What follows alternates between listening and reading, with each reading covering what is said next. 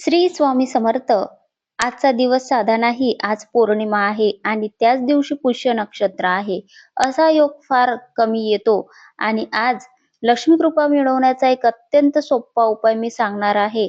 हा उपाय श्रद्धेने केला तर घरात अडलेला पैसा हलू लागतो, कामात येणारे अडथळे कमी होतात आणि लक्ष्मी घरात टिकायला लागते. म्हणून हा व्हिडिओ शेवटपर्यंत नक्की ऐका. आज आपण अशा दिवशी हा उपाय करतोय जो वर्षातून फार कमी वेळा येतो. पौर्णिमा म्हणजे पूर्णता आणि पुष्य नक्षत्र म्हणजे स्थैर्य.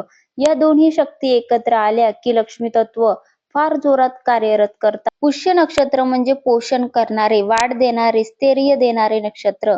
पुष्य या शब्दाचा अर्थच वाढ, भरभराट, पोषण आणि स्थैर्य असा होतो.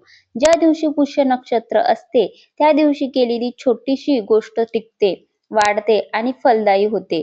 म्हणूनच पुष्य नक्षत्राला सर्व नक्षत्रांचा राजा असेही म्हटले जाते. पुष्य नक्षत्रात धनसंबंधी उपाय, लक्ष्मी सेवा, अन्नदान, नवीन कामाची सुरुवात, घरातील शुभ कार्य हे सगळे फार शुभ मानले जाते. घरामध्ये होम हवन करणे हे सुद्धा या दिवशी खूप शुभ असतात. आपल्या गुरूंची सेवा करणे, स्वामी समर्थ महाराजांची आजच्या दिवशी सेवा करणे, सत्यनारायण करणे, कारण पौर्णिमा आहे आणि पुष्य नक्षत्राचा संबंध गुरुग्रहाशी आहे. ज्ञान, धन, स्थैर्य आणि आशीर्वाद. म्हणून पुष्य नक्षत्रात केलेले उपाय पैसा येण्यापेक्षा पैसा टिकवण्यावर जास्त काम करतात. याच कारणामुळे पुष्य नक्षत्रात स्त्री सूक्त, लक्ष्मीपूजन, होम हवन या सगळ्या गोष्टी हे सगळे आर्थिक भरभराट देणारे मानले जातात. म्हणून विष्णू भगवानची, लक्ष्मी नारायणची आजच्या दिवशी केलेली सेवा कधी वाया जात नाही. आज पौर्णिमा आहे आणि आजच्या दिवशी सत्यनारायण नक्कीच करावे. आज केलेले सत्यनारायण नक्कीच आपल्या आर्थिक परिस्थितीमध्ये सुधारणा करणार आहे.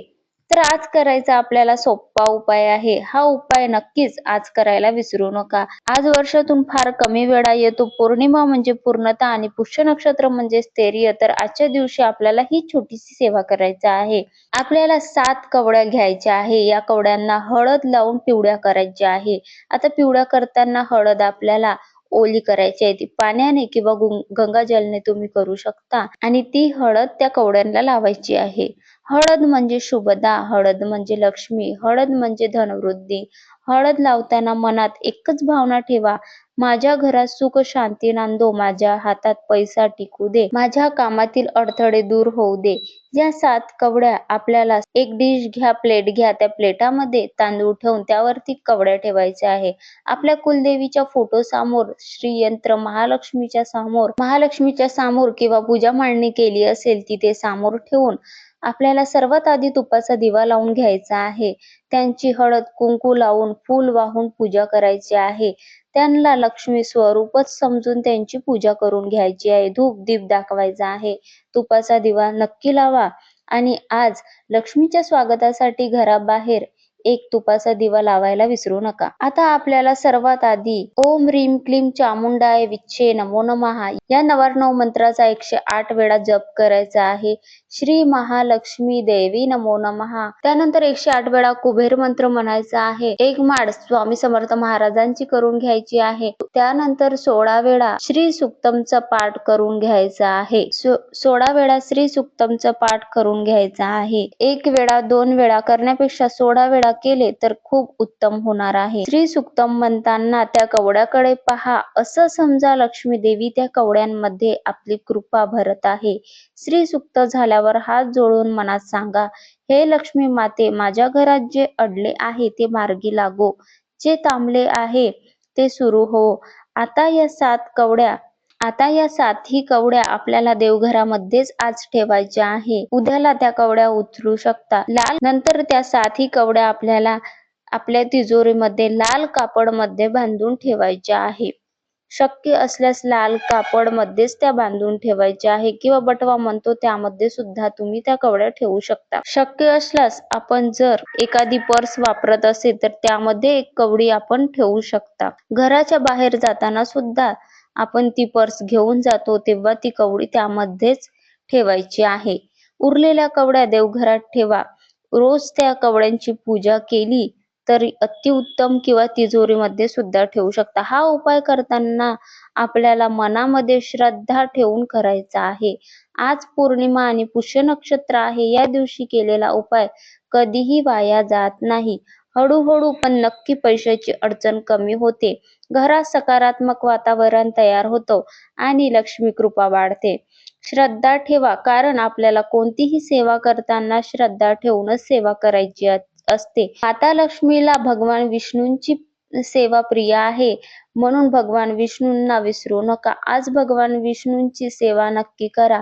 काही जमले नसतील तर ओम भगवते वासुदेवाय नमः या मंत्राचा 108 वेळा जप करायला विसरू नका. किंवा सत्यनारायण काही कारणाने राहून गेले, करता नसतील येत, तर ओम भगवते वासुदेवाय नमः या मंत्राचा जप करा आणि माता लक्ष्मीला खिरीचा प्रसाद दाखवा. दुधाने बनवलेला आज प्रसाद आपल्याला दाखवायचा आहे. शेवई, मखाना या दोनपैकी तुम्ही किंवा खीर आपल्याला जी शक्य असेल ती बनवून दुधाची बनवलेली असावी आणि हा प्रसाद दाखवायचा आहे. कोणता मंत्र येत नसेल तर ओम भगवते वासुदेवाय नमः आणि कुलदेवी माते नमो नमः, श्री महालक्ष्मी देवी नमो नमः किंवा ओम श्री महालक्ष्मीच विद्ये विष्णू पत्नीचे धीमहि तन्नो लक्ष्मी प्रचोदयात या मंत्राचा जप तुम्ही नक्कीच करू शकता.